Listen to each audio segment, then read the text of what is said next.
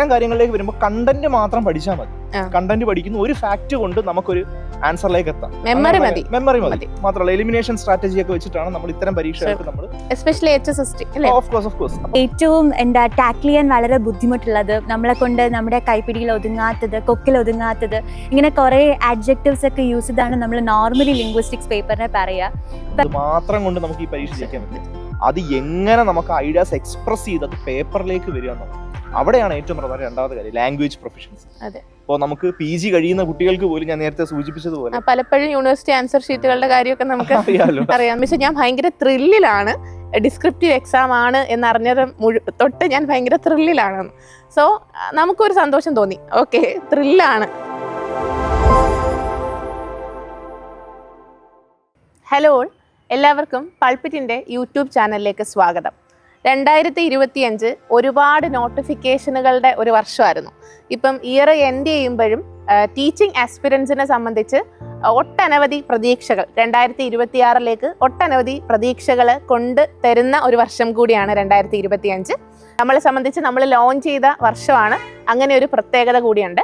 So ഇന്ന് Kerala PSC നടത്തുന്ന ഏറ്റവും പ്രസ്റ്റീജിയസ് എക്സാമുകളിലൊന്നായ Kerala PSC collegiate assistant professor in ഇംഗ്ലീഷിൻ്റെ കോഴ്സിൻ്റെ കുറച്ച് വിശേഷങ്ങളാണ് നിങ്ങളുമായിട്ട് പങ്കുവെക്കുന്നത്. നമ്മുടെ കൂടെ ഉള്ളത് ശ്രീകുട്ടൻ സാറാണ്. UGC നെറ്റ് ഒരു കാലഘട്ടത്തിൽ സാറിൻ്റെ ക്ലാസ്സുകൾ ശരിക്കും ഒരു നമുക്കൊക്കെ ബേസ് സെറ്റ് ചെയ്ത് തന്ന ക്ലാസ്സുകളാണ്. അതുപോലെ തന്നെ അരുന്ധതി മിസ് ലിംഗ്വിസ്റ്റിക്സിന് ആണ് നമ്മുടെ കൂടെ ഒപ്പം കൂടിയത്. പക്ഷേ ഇപ്പം നമ്മുടെ കൂടെ കോറൊക്കെ എടുക്കുന്ന ടീച്ചേഴ്സ്, സ്റ്റുഡൻസിൻ്റെ ഫീഡ്ബാക്ക് ഒക്കെ നന്നായിട്ട് ഗ്രാബ് ചെയ്തൊരു ഫാക്കൽറ്റി ആയിട്ട് മാറിയിട്ടുണ്ട്. രണ്ടുപേർക്കും ഈ സെഷനിലേക്ക് സ്വാഗതം. ഇംഗ്ലീഷിലെ ടീച്ചിങ് പോസ്റ്റുകളിലെ ഏറ്റവും വലിയ എക്സാമുകളിൽ ഒന്ന് തന്നെയാണ് കേരള PSC നടത്തുന്ന കൊളേജിയേറ്റ് എക്സാം. നമ്മൾ അതിൻ്റെ ആ കോഴ്സ് നടത്തുമ്പോഴും നമ്മൾ അതിൻ്റെ ഗ്രാവിറ്റി മനസ്സിലാക്കുന്നുണ്ട്. ഒരുപാട് പ്രത്യേകതകളുണ്ട്. എസ്പെഷ്യലി ഡിസ്ക്രിപ്റ്റീവിന് വളരെയധികം ഫോക്കസ് കൊടുത്തിട്ടുള്ള ഒരു എക്സാം. അപ്പോൾ ആദ്യം ഞാൻ ശ്രീകുട്ടൻ സാറിലോട്ടാണ്. യൂഷ്വലി MCQs മാത്രം കണ്ട് പരിചയിച്ച ഒരു സ്റ്റുഡൻറ് കമ്മ്യൂണിറ്റിയുടെ ഫ്രണ്ടിലേക്കാണ് കടുകട്ടി എന്ന് വിശേഷിപ്പിക്കപ്പെടുന്ന ഈ ഡിസ്ക്രിപ്റ്റീവ് എക്സാമിനേഷൻ വരുന്നത്. ഹൗ ടു ഹാൻഡിൽ, എന്താണ് സർ പറയാനുള്ളത്? അപ്പോൾ നമ്മൾ ആദ്യം ഏതൊരു പരീക്ഷയും നമ്മൾ അപ്രോച്ച് ചെയ്യുമ്പോൾ എങ്ങനെയാണ് ആ പരീക്ഷ എന്ന് ആദ്യം നമ്മൾ മനസ്സിലാക്കണം. ഇപ്പോൾ നമുക്കറിയാം, ഇപ്പോൾ നമ്മുടെ നാട്ടിൽ ഇപ്പോൾ നടക്കുന്ന മറ്റ് പരീക്ഷ ലൈക്ക് സെറ്റ് ആവട്ടെ, നെറ്റ് ആവട്ടെ, കേറ്ററ്റ് ആവട്ടെ, ഇതിനൊക്കെ പ്രിപ്പയർ ചെയ്യുന്ന ഇംഗ്ലീഷ് ലിറ്ററേച്ചറിലെ സ്റ്റുഡൻസ് കൃത്യമായിട്ട് അതല്ല ആ പരീക്ഷകളെല്ലാം MCQs ബേസ് ചെയ്തുള്ള ഒബ്ജക്റ്റീവ് ടൈപ്പ് ക്വസ്റ്റ്യൻസ് ആണ് വരുന്നത്. സോ അതുകൊണ്ട് തന്നെ അത്തരം പരീക്ഷകൾക്ക് നമുക്ക് വേണ്ടത് രണ്ട് കാര്യങ്ങളാണ്. സ്പീഡും പ്രിസിഷനും ഉണ്ടെങ്കിൽ അത്തരം കാര്യങ്ങൾ, കാരണം കണ്ടന്റ് മാത്രം നമ്മൾ മനസ്സിലാക്കുകയാണ് ചെയ്യുന്നത്. കാരണം ഒരു കുട്ടിക്ക് ഇപ്പൊ നമുക്ക് തന്നെ അറിയാം, PG കഴിഞ്ഞ ഒരു കുട്ടിക്ക് എത്രത്തോളം ലാംഗ്വേജ് പ്രൊഫഷൻസി ഉണ്ടെന്നുള്ള കാര്യത്തിലൊക്കെ നമുക്ക് തന്നെ ഒരുപാട് ആശങ്കകളുള്ളതാണ്. അപ്പൊ അതുകൊണ്ട് ഇത്തരം കാര്യങ്ങളിലേക്ക് വരുമ്പോൾ കണ്ടന്റ് മാത്രം പഠിച്ചാൽ മതി. കണ്ടന്റ് പഠിക്കുന്ന ഒരു ഫാക്ട് കൊണ്ട് നമുക്കൊരു ആൻസറിലേക്ക് എത്താം. മെമ്മറി മതി. മാത്രമല്ല എലിമിനേഷൻ സ്ട്രാറ്റജി ഒക്കെ വെച്ചിട്ടാണ് നമ്മൾ ഇത്തരം പരീക്ഷകൾക്ക് നമ്മൾ ഓഫ് കോഴ്സ് അപ്പം അത്തരം കാര്യങ്ങളൊക്കെ വരുമ്പോഴത്തേക്ക് എലിമിനേഷൻ സ്ട്രാറ്റജി വെച്ച് നമുക്ക് ഈ പരീക്ഷകൾ മുന്നോട്ട് പോകാം. പക്ഷേ ഇവിടെ വരുമ്പോൾ ഇപ്പൊ ഡിസ്ക്രിപ്റ്റീവ് എന്ന് പറയുമ്പോൾ നമുക്കത് മനസ്സിലാക്കണം. അണ്ടർസ്റ്റാൻഡിങ്, അനലൈസിങ്, ഇന്റർപ്രറ്റിംഗ്, ഈ 3 കാര്യങ്ങളാണ് നമുക്ക് കീ വേർഡ്സ് ആയിട്ട് മനസ്സിലാക്കേണ്ടത് എല്ലാവരും. കാരണം നമുക്കൊരു MCQ അല്ലെങ്കിൽ ഒബ്ജക്റ്റീവ് ടൈപ്പ് ക്വസ്റ്റ്യൻസ് എങ്ങനെ പഠിക്കുന്നു അതുപോലെ ഒരിക്കലും ഇവിടെ പഠിച്ചെടുക്കാൻ സാധിക്കില്ല. കാരണം ലാംഗ്വേജ് പ്രൊഫഷൻസി മസ്റ്റ് ആണ്. അതോടൊപ്പം തന്നെ നമ്മൾ എങ്ങനെ ആർഗ്യുമെന്റ്സ് ഡെവലപ്പ് ചെയ്യണം, ആ ആർഗ്യുമെന്റ് ഡെവലപ്പ് ചെയ്യുന്നതിനോടൊപ്പം എങ്ങനെ അത് കറക്റ്റ് ഒരു പാരഗ്രാഫായിട്ട് സ്ട്രക്ചർ ചെയ്യണം, എന്നിട്ട് എങ്ങനെ അത് കോണ്ടെക്സ്റ്റുമായിട്ട് കണക്ട് ചെയ്യണം, എങ്ങനെ അത് എഫക്റ്റീവ്ലി തിയറിയുമായിട്ട് ബന്ധപ്പെടുത്തണം. ഇത്തരം കാര്യങ്ങൾ നമ്മൾ നല്ലപോലെ അറിഞ്ഞിരിക്കണം. മറിച്ച് MCQs പഠിക്കുകയാണെങ്കിൽ നമ്മൾ വർഷങ്ങൾ പഠിക്കുന്നു, ഓതേഴ്സിനെ പഠിക്കുന്നു, പേരുകൾ പഠിക്കുന്നു, മൂവ്മെന്റുകൾ പഠിക്കുന്നു. അപ്പം അങ്ങനെ കുറെ പേരുകൾ ഉണ്ടെങ്കിൽ അല്ലെങ്കിൽ കുറെ സംഭവങ്ങൾ അറിയണമെങ്കിൽ നമുക്കത് കഴിഞ്ഞു.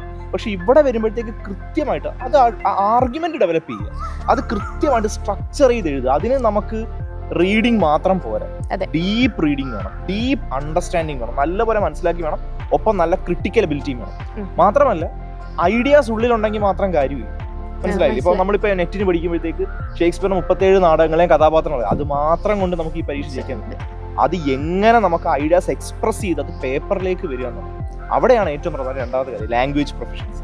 ഇപ്പോൾ നമുക്ക് PG കഴിയുന്ന കുട്ടികൾക്ക് പോലും ഞാൻ നേരത്തെ സൂചിപ്പിച്ചതുപോലെ പലപ്പോഴും യൂണിവേഴ്സിറ്റി ആൻസർ ഷീറ്റുകളുടെ കാര്യമൊക്കെ നമുക്ക് നമുക്കറിയാം. ഇപ്പൊ PhD തീസിസുകൾ എഴുതുന്ന കുട്ടികളിൽ പോലും ലാംഗ്വേജ് പ്രൊഫഷൻസിന്റെ കാര്യം ഒരുപാട് ചോദ്യം ചെയ്യപ്പെടുന്നത്.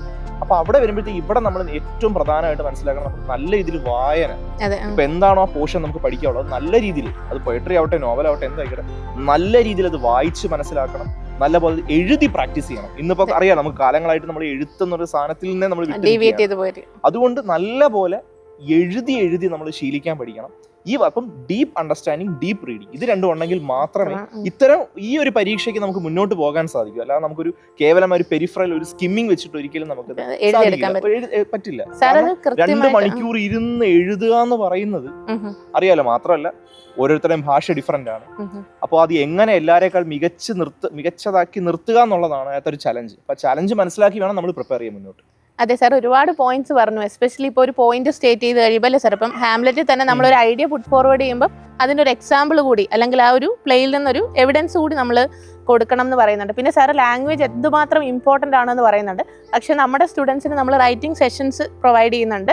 ഒരു ഡിസ്ക്രിപ്റ്റീവ് മെൻറ്റർ കാണും. നിങ്ങളുടെ ലാംഗ്വേജ് ഒരു ഓക്കെ ആണെങ്കിൽ അത് പെർഫെക്റ്റിലോട്ട് എത്തിക്കുന്ന എല്ലാ കാര്യങ്ങളും നമ്മൾ ചെയ്യുന്നുണ്ട്. ശ്രീകുട്ടൻ സാറിൻ്റെയൊക്കെ അസിസ്റ്റൻസ് നമുക്ക് കോഴ്സിലുടനീളമുണ്ട്. അത് കോണ്ടന്റ് വേർഡ്സിൽ ഉൾപ്പെടെ നിങ്ങൾക്ക് ആ സെഷൻസും ലൈവുകളും ഒക്കെ വരുന്നുണ്ട്. അടുത്തത് നമ്മുടെ കൂടെ ഉള്ളത് അരുന്ധതി മിസ് ആണ്. ലിംഗ്വിസ്റ്റിക്സ് അല്ലെങ്കിൽ തന്നെ ഒരു അല്ല സർ, ഒരു ശരിക്കും നമുക്ക് പേടിയുള്ള ഒരു ഏരിയ ആണ് ലിംഗ്വിസ്റ്റിക്സ്. അതെ, ഡ്രൈ ഏരിയ ആണ്. അത് മാത്രമല്ല ചിലപ്പോ ഒക്കെ നമ്മൾ സ്കിപ്പ് ചെയ്യാറുണ്ട്. ഇപ്പൊ HSST ഒക്കെ സ്റ്റുഡൻസ് പറയും 5 മാർക്ക് ഞങ്ങൾക്ക് വേണ്ട എന്ന് നമ്മൾ വളരെ അതെ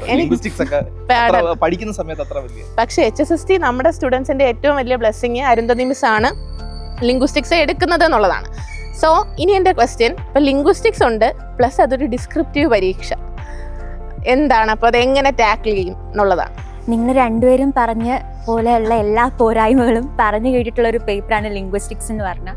സോ ഇഫ് ഐ സേ, എൻ്റെ ഇത്രയും വർഷത്തെ ഒരു ടീച്ചിങ് എക്സ്പീരിയൻസിൽ ഏറ്റവും അധികം തെറ്റിദ്ധരിക്കപ്പെട്ട ഒരു പേപ്പറാണ് ലിംഗ്വിസ്റ്റിക്സ്. അപവാദം ഒരുപാടുള്ളത് എന്ന് വെച്ചാൽ ഏറ്റവും ടാക്കിൾ ചെയ്യാൻ വളരെ ബുദ്ധിമുട്ടുള്ളത്, നമ്മളെ കൊണ്ട് നമ്മുടെ കൈപ്പിടിയിൽ ഒതുങ്ങാത്തത്, കൊക്കിൽ ഒതുങ്ങാത്തത്, ഇങ്ങനെ കുറേ ആഡ്ജക്റ്റീവ്സ് ഒക്കെ യൂസ് ചെയ്താണ് നമ്മൾ നോർമലി ലിംഗ്വിസ്റ്റിക്സ് പേപ്പറിനെ പറയുക. പക്ഷേ എൻ്റെ ഒരു അനാലിസിസിൽ എനിക്ക് മനസ്സിലായിട്ടുള്ളത്, ഇപ്പം നമ്മൾ കുഞ്ഞു ക്ലാസ്സിലൊക്കെ മാത്സ് ചെയ്യുമല്ലോ, അപ്പം മാത്സ് ചെയ്യുമ്പോഴത്തേക്കും 3+2 എത്രയാണെന്ന് ചോദിച്ചാൽ 5 എന്ന് ആൻസർ എഴുതി കഴിഞ്ഞാൽ അത് അവിടെ കഴിഞ്ഞു. പിന്നെ അതിനപ്പുറത്തേക്ക് നമ്മുടെ ഇൻ്റർപ്രിട്ടേഷൻ എന്താ, അനാലിസിസ് എന്താ, ദാറ്റ് ഡസ് നോട്ട് കൗണ്ട്, അതിൻ്റെ ആവശ്യമില്ലല്ലോ. അപ്പം ലിംഗ്വിസ്റ്റിക്സ് പേപ്പറും അങ്ങനെയാണ്. നിങ്ങളൊരു കോൺസെപ്റ്റ് പഠിച്ചു, അത് നിങ്ങൾക്ക് മനസ്സിലായി, അത് നിങ്ങൾക്ക് എഴുതാൻ പറ്റുമെങ്കിൽ അവിടെ കഴിഞ്ഞു അതിൻ്റെ കാര്യം. പിന്നെ അതിനപ്പുറത്തേക്ക് പോയിറ്റിൻ്റെ ക്രിട്ടിക്കൽ മൈൻഡ് എന്തായിരുന്നു ആ സമയത്ത്, അല്ലെങ്കിൽ റിമാർക്സ് എങ്ങനെയായിരുന്നു, ഏജ് എങ്ങനെയായിരുന്നു, ദാറ്റ് ഡസ് നോട്ട് കൗണ്ട്, അതിൻ്റെ ആവശ്യമില്ല. സോ ഇഫ് നിങ്ങളെടുത്ത് ഒരു പ്രോസസ്സിനെ കുറിച്ച് ചോദിക്കുകയാണ്, അല്ലെങ്കിൽ നേസൽ സൗണ്ട്സ് എന്താ, അതെന്താണെന്ന് അറിഞ്ഞിരുന്നാൽ മതി. കഴിഞ്ഞ പ്രാവശ്യത്തെ ക്വസ്റ്റ്യൻ പേപ്പറിൽ നേസൽ സൗണ്ട്സ് പോലത്തെ ക്വസ്റ്റ്യൻസ് ഉണ്ടായിരുന്നു. അപ്പോൾ ജസ്റ്റ് അത് എങ്ങനെ പ്രൊഡ്യൂസ് ചെയ്യപ്പെടുന്നു, അതിൻ്റെ എക്സാമ്പിൾസ് എന്താ, അത്രേ അവർ എക്സ്പെക്ട് ചെയ്യുന്നുള്ളൂ. സോ നിങ്ങൾക്ക് ശരിക്കും പറഞ്ഞാൽ റൂട്ട് ചെയ്യാവുന്ന ഒരു പേപ്പർ ലിംഗ്വിസ്റ്റിക്സ് ആണ്. അതായത് ഷോർട്ട് ക്വസ്റ്റ്യൻസ് ചോദിക്കും, നമുക്ക് ഏകദേശം പ്രെഡിക്റ്റബിൾ ആയിട്ടുള്ള ക്വസ്റ്റ്യൻസ് ആണ്, ഇന്നതേ അതിനകത്തുനിന്ന് ചോദിക്കാൻ പറ്റുള്ളൂ എന്ന് നമുക്ക് ക്ലിയർ ആയിട്ട് അറിയാം. സോ റൈറ്റ് സ്ട്രാറ്റജി ഉണ്ടെങ്കിൽ നമുക്ക് ടാക്കിൾ ചെയ്യാൻ പറ്റുന്ന ഏറ്റവും ഈസി ആയിട്ടുള്ള പേപ്പറാണ് ലിംഗ്വിസ്റ്റിക്സ്. ഈ പറയുന്ന മിസ്കോൺസെപ്ഷൻസ് ഒക്കെ എടുത്തു മാറ്റിക്കഴിഞ്ഞാൽ വളരെ പാവത്താനായിട്ടുള്ളൊരു പേപ്പറാണ് ലിംഗ്വിസ്റ്റിക്സ് എന്ന് പറഞ്ഞത്. സോ ഇപ്പം നമ്മൾ HSST ബാച്ചിനെ കവർ ചെയ്യുമ്പോഴും നമ്മൾ ചെയ്തത് അതാണ്. ഏറ്റവും കോംപ്ലെക്സ് ആണെന്ന് അവർക്ക് തോന്നിയ സംഗതിയെ നമ്മൾ ഏറ്റവും സിമ്പിളാക്കി പ്രസൻറ്റ് ചെയ്ത് കൊടുക്കുക. അതായത് അവർക്ക് മനസ്സിലാകുന്ന രീതിയിൽ റിയൽ ലൈഫ് എക്സാമ്പിൾസ് വെച്ചോ അല്ലെങ്കിൽ കണക്ട് ചെയ്യാൻ പറ്റുന്ന കാര്യങ്ങൾ വെച്ചോ പറഞ്ഞു കൊടുത്ത് അത് മനസ്സിലാക്കി റിപ്പീറ്റ് ചെയ്തെടുക്കുക. സോ ദാറ്റ് അവർക്കത് ടാക്കിൾ ചെയ്യാൻ പറ്റും. സോ എനിക്ക് തോന്നുന്നു നമ്മുടെ ഈ ഒരു കോളേജിയേറ്റ് കോഴ്സിനും വർക്ക് ചെയ്യാൻ പോകുന്ന അതായിരിക്കും. എന്ന് വെച്ചാൽ ഏറ്റവും ബേസ് ഇല്ലാത്ത ഒരാളിനും, ഇപ്പൊ പറഞ്ഞ പോലെ പേടിയുള്ള ആൾക്കാർക്ക് പോലും ഓക്കെ നമ്മൾ വിചാരിച്ചത്ര കുഴപ്പക്കാരനല്ല, നമ്മളെ കൊണ്ട് പറ്റും. സോ ഏറ്റവും ബേസ് ലെവലിൽ നിന്ന് തന്നെ അത് സ്റ്റാർട്ട് ചെയ്യാന്നുള്ളതാണ് നമ്മൾ ഉദ്ദേശിക്കുന്ന സ്ട്രാറ്റജി. ആ ഒരു മാറ്റി നിർത്തിയിട്ട് നമുക്ക് മറ്റാരും പഠിക്കാത്തത് പഠിക്കുമ്പോൾ അത് റാങ്ക് മേക്കിംഗ് ആവുന്നു എന്നുള്ളൊരു ഘടകം കൂടി ഉണ്ട്. ഇനി സാറിനോടാണ് അനലിറ്റിക്കൽ പോയിന്റ് ഓഫ് വ്യൂവിന്റെ ഒരു കാര്യം സാർ പറയുകയുണ്ടായി. അത് വളരെ ഇമ്പോർട്ടൻ്റ് ആണ്. എസ്പെഷ്യലി കഴിഞ്ഞുപോയ ക്വസ്റ്റ്യൻ പേപ്പർ എടുത്ത് നോക്കുമ്പം ശരിക്കും എനിക്കൊരു മെസ്സേജ് വന്നതാണ്. മിസ്സേ, നമ്മുടെ HSST തന്നെ സ്റ്റുഡൻ്റ് ആണ്, കൊളേജിയേറ്റ് എടുക്കുന്നു, എന്നിട്ട് പറയുകയാണ്, മിസ്സേ ഞാൻ ഭയങ്കര ത്രില്ലിലാണ്, ഡിസ്ക്രിപ്റ്റീവ് എക്സാം ആണ് എന്നറിഞ്ഞത് തൊട്ട് ഞാൻ ഭയങ്കര ത്രില്ലിലാണ്. സോ നമുക്കൊരു സന്തോഷം തോന്നി, ഓക്കെ ത്രില്ലാണ്. പക്ഷേ സർ കഴിഞ്ഞു പോയ ക്വസ്റ്റ്യൻസ് നോക്കുമ്പോൾ എങ്ങനെയാണ് അനലറ്റിക്കൽ പോയിന്റ് ഓഫ് വ്യൂവിൽ ക്വസ്റ്റ്യൻസ് വന്നിട്ടുണ്ട്, 2 വർക്കുകളെ കമ്പയർ ചെയ്യാൻ വന്നിട്ടുണ്ട്. സാർ ഇപ്പോൾ പറഞ്ഞു ഷേക്സ്പിയറിൻ്റെ തന്നെ 2 വർക്കുകളെ, പിന്നെ റൊമാൻറ്റിക് ഏജിലെ പോയംസിനെ കമ്പയർ ചെയ്യാൻ വരുന്നു. എങ്ങനെയാണ് സാർ ഇപ്പോൾ ക്വസ്റ്റ്യൻ എങ്ങനെയാണ് വരാൻ സാധ്യത? കൂടുതലും കമ്പാരിറ്റീവ് ആൻഡ് കോണ്ടെക്സ്റ്റുവൽ ക്വസ്റ്റ്യൻസ് തന്നെയാണ് വരാൻ സാധ്യത. അതായത് നമ്മൾ എങ്ങനെ അതിനെ ആപ്ലിക്കേഷൻ ലെവലിലേക്ക് വരുന്നു. ഇപ്പം നെറ്റ് ഞാൻ നേരത്തെ വീണ്ടും ആവർത്തിക്കുന്നത്, നെറ്റ് പോലൊരു പരീക്ഷയ്ക്ക് നമ്മൾ പ്രിപ്പയർ ചെയ്യുമ്പോൾ അങ്ങനെ ആപ്ലിക്കേഷൻ ലെവലിൽ നമ്മൾ പഠിക്കാറില്ല. നമ്മൾ ഒരു വർക്ക് പഠിക്കുന്ന അതിനെ ഐസൊലേറ്റ് ചെയ്താണ് പഠിക്കാറുള്ളത്. കുറച്ച് ഇവിടെ വരുമ്പോഴത്തേക്ക് ഇപ്പോൾ നമ്മൾ ഒരു മോക്ക് ഇപ്പിക് 2 എണ്ണം പഠിക്കുന്നുണ്ടെങ്കിൽ നമ്മളത് പഠിക്കുകയും വേണം, അതോടൊപ്പം മറ്റ് ആ വർക്കുമായിട്ട് അല്ലെങ്കിൽ ആ കാലഘട്ടത്തിലെ മറ്റ് വർക്ക്സുമായിട്ട് അത് എങ്ങനെ ചേർന്ന് നിൽക്കുന്നു, അങ്ങനെ ഒരു കമ്പാരിറ്റീവ് ആയ ഒരു മെത്തേഡിൽ നമുക്ക് പഠിച്ചേ പറ്റൂ. അത് എല്ലാ പോർഷൻസിലും നമ്മൾ അത്തരം കാര്യങ്ങൾ ചെയ്യേണ്ടതായിട്ടുണ്ട്. അതുകൊണ്ട് തന്നെ കോണ്ടെക്സ്റ്റുവൽ ആൻഡ് കമ്പാരിറ്റീവ് ആയിട്ടുള്ള ക്വസ്റ്റ്യൻസ് ആയിരിക്കും കൂടുതൽ വരാൻ സാധ്യത. അതിന് നമുക്ക് വേണ്ടതെന്ന് പറഞ്ഞാൽ മെയിനായിട്ട് ആ കോർ ടെക്സ്റ്റ് വായിക്കുക. ആ കോർ ടെക്സ്റ്റിനോടൊപ്പം തന്നെ ക്രിട്ടിക്കൽ കമന്റ്സ് കഴിയുന്നത്ര നമ്മൾ മനസ്സിലാക്കണം. ഇപ്പോൾ നമ്മൾ വർഷം അല്ലെങ്കിൽ ഓദറിന്റെ ബയോഗ്രഫി എന്നതിൽ ഒതുങ്ങി നിൽക്കാതെ, ഇപ്പോൾ അറിയാമല്ലോ പരമ്പരാഗതമായി നമ്മൾ ഒരു വർക്ക് പഠിക്കുമ്പോൾ ഇത്രയും കാര്യങ്ങൾ മാത്രമേ പഠിക്കൂ. അതിൽ ഒതുങ്ങി നിൽക്കാതെ ആ കാലഘട്ടത്തിന്റെ സ്പിരിറ്റ് എങ്ങനെ ആ ഒരു വർക്ക് കണ്ടെത്തിയിട്ടുണ്ട്, അല്ലെങ്കിൽ അതിന് ശേഷം വന്നിട്ടുള്ള അതിന്റെ ഫെമിനിസ്റ്റ് ലെൻസ്. ഇപ്പോൾ ഒരു എക്സാമ്പിൾ പറയുകയാണെങ്കിൽ അനിത ദേശയുടെ ക്ലിയർ ലൈറ്റ് ഓഫ് ദി ഡേയുടെ ഫെമിനിസ്റ്റ് അനാലിസിന്റെ അല്ലെങ്കിൽ ഫെമിനിസ്റ്റ് ലെൻസിൽ കൂടെ നോക്കിക്കാണുന്ന ഞങ്ങളൊരു ചോദ്യം ഉണ്ടായിരുന്നു. നമ്മൾ ശരിക്കും അത് ആ വർക്ക് പഠിക്കുമ്പോൾ ശരിക്കും ഏതൊക്കെ ആംഗിളിൽ നമ്മൾ ആ വർക്കിനെ പഠിക്കുന്നുണ്ട്. Clear light of the day എന്ന് പറയുന്ന ഒരു post colonial novel, partition novel, അല്ലെങ്കിൽ ഫാമിലി ബോണ്ടിനെ കുറിച്ച് പറയുന്ന നോവൽ, അങ്ങനെ പല ആംഗിളിൽ നോക്കും. അപ്പൊ ആ ആംഗിളിനപ്പുറം എന്തൊക്കെ ഉണ്ട്, അപ്പൊ അതിന്റെ ഫെമിനിസ്റ്റ് ലെൻസ് കൂടെ നമ്മൾ വായിക്കേണ്ടി വരുന്നു. തീംസ് മാക്സിമം പാക്ക് ചെയ്തിട്ടാണ് നമ്മുടെ ക്ലാസ് പോകുന്നത്. ഉറപ്പായിട്ടും. അതുകൊണ്ട് അത്രയും കാര്യങ്ങൾ നമ്മൾ മനസ്സിലാക്കേണ്ടി വരും. അതുകൊണ്ട് തന്നെ നമുക്കൊരു കമ്പാരിറ്റീവ് ഒരു കോണ്ടെക്സ്റ്റുവൽ ചോദ്യങ്ങളായിരിക്കും കൂടുതൽ വരാൻ സാധ്യത. അതിൽ നോ ഡൗട്ട്. കഴിഞ്ഞ ക്വസ്റ്റ്യൻസ് നമ്മൾ നോക്കി കഴിഞ്ഞാൽ തന്നെ മനസ്സിലാവും. പക്ഷെ സാർ അപ്പോഴും കുഞ്ഞു ക്വസ്റ്റ്യൻ വരത്തില്ലേ? ഇപ്പൊ മാത്സ് ഫ്ലെക്ടോയിൽ നിന്ന് എന്തെല്ലാം ചോദിക്കാം, പക്ഷെ അവർ എന്തിനാണ് അതൊരു മോക്കപ്പിക്ക് എന്നുള്ള രീതിയിൽ. ശരിയാണ്. കഴിഞ്ഞ പരീക്ഷയ്ക്ക് പ്രിപ്പയർ ചെയ്ത് പോയ ആൾക്കാരെല്ലാവരും തന്നെ ഒരു വലിയൊരു ലെവലിലാണ് ചോദ്യങ്ങൾ പ്രതീക്ഷിച്ചത്. കാരണം കുറെ കാലങ്ങൾക്ക് ശേഷം വരുന്ന പരീക്ഷയായിരുന്നു.